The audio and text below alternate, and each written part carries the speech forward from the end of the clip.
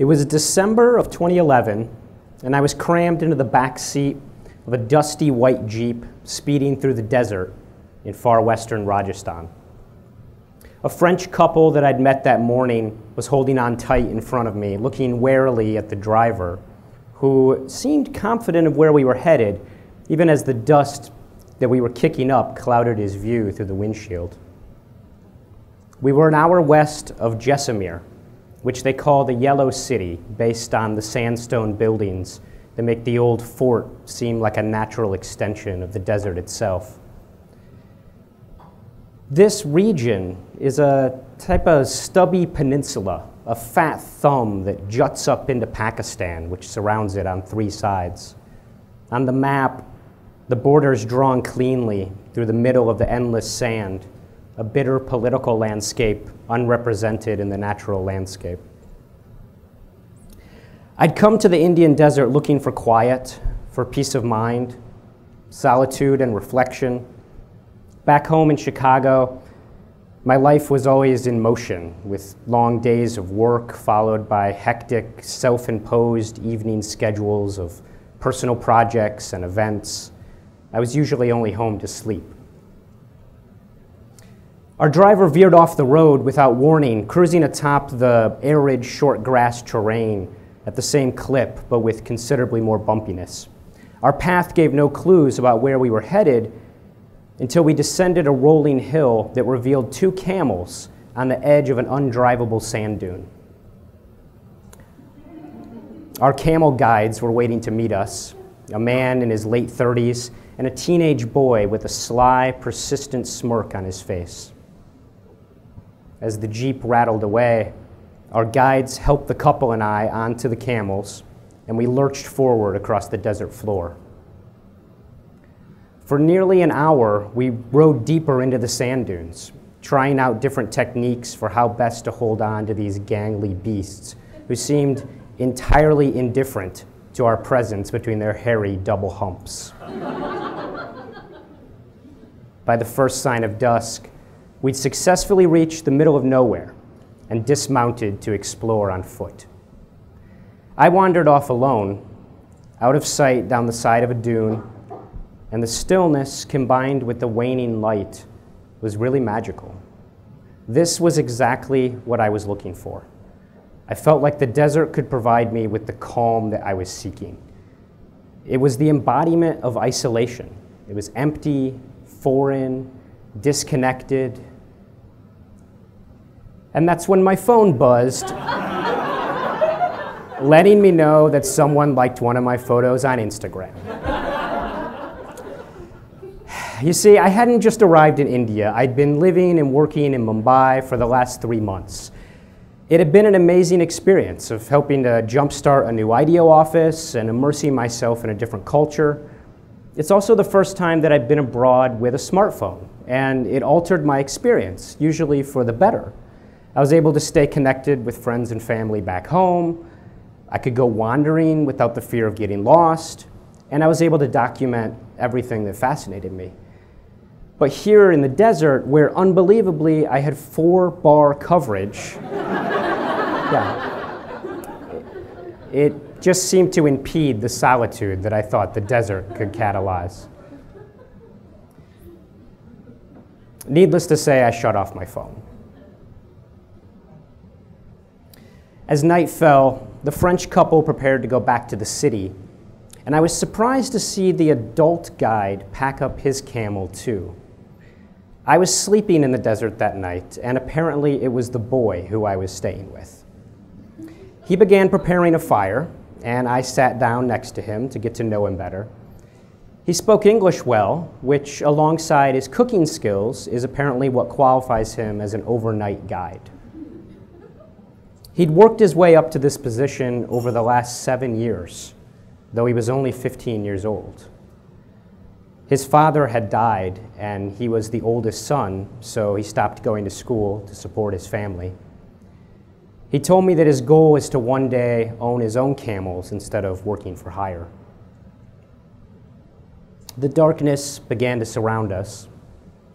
The boy went to tie up the camels for the night, binding their feet as they snorted with displeasure. and I could just barely make out their silhouettes. When he returned, he began preparing us a meal of dal and vegetables and fresh bread over the fire. Our constrained circle of light really transformed the desert into a vast emptiness around us. It was seemingly impenetrable to the senses. The only direction I could see beyond myself was upwards, the night sky now full of stars. The boy focused on cooking, and I just relished the silence, listening to the crackle of the fire and staring at the flames. Until an outstretched arm reached into our circle of light.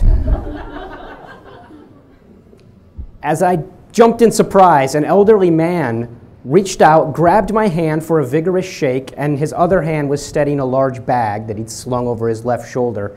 I hadn't heard his bare footsteps on the sand, but now our campsite was full of the sound of clinking bottles as he emptied a handful of cold Kingfisher beers from his sack. They were for sale, and I bought us a round to drink as we split the dinner, which was more than enough to go 3 ways. The man explained that he lives in a village a few miles away, and he wanders the desert at night looking for campfires like ours. He had no flashlight, but while the desert seemed endless and repetitive to me, he said that he could never get lost, that he knows it by heart. The stranger lingered until the fire died down and wandered back into the night. The boy suggested that it was time for us to sleep, nodding at the bedding I had spotted on our way in. The dirty cots and pile of blankets apparently stay out in the desert full time, which was obvious by their look and feel. I was happy I'd brought a clean t-shirt with me, so at least my head didn't have to touch the rotting blanket, which was quite necessary as the desert gets cold at night. I was most grateful for the cots, though, elevating us off the sand floor, which was teeming with these tiny black bugs darting in and out of a network of holes in the sand. I laid on my back, staring at the clear night sky full of 10 times as many stars as I remember ever seeing. I let the enveloping silence just provide a backdrop for reflecting on the day's adventures. It was a very peaceful moment. Until I heard the snorting and wet panting of wild dogs. Half a dozen feral desert dogs had discovered our dinner leftovers and were roaming our camp looking for more. I whisper screamed to the child guide asleep next to me, "Wake up, wake up! What's going on? What are these animals? What do we do?" He, coming to, tried to reassure me as best he could. "No problem, sir, no problem. Go back to sleep, no problem." But my confidence in his assessment was severely undermined by his actions.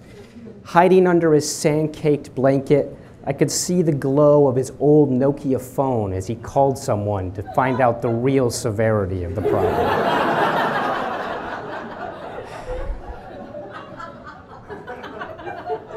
I just laid still, frozen, hoping the dogs would ignore my presence if I ignored theirs. They sniffed around my cot, circled the camp for some final scraps of food, and eventually sauntered into the night that they came from.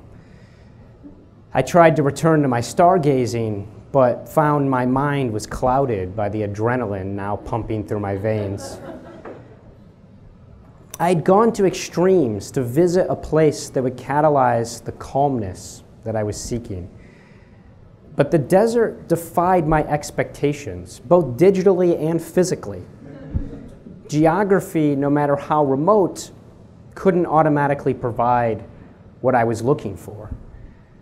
Unexpectedly, and very much living up to cliché, India had forced me to look inward rather than outward. In the morning, I awoke at dawn and snuck off as the boy continued snoring. I wandered out of the camp, past the camels that were tied up for the night, and climbed to the top ridge of the sand dunes. The subtle purple and yellow of the sunrise was breathtaking on the rolling sand. I decided not to Instagram it.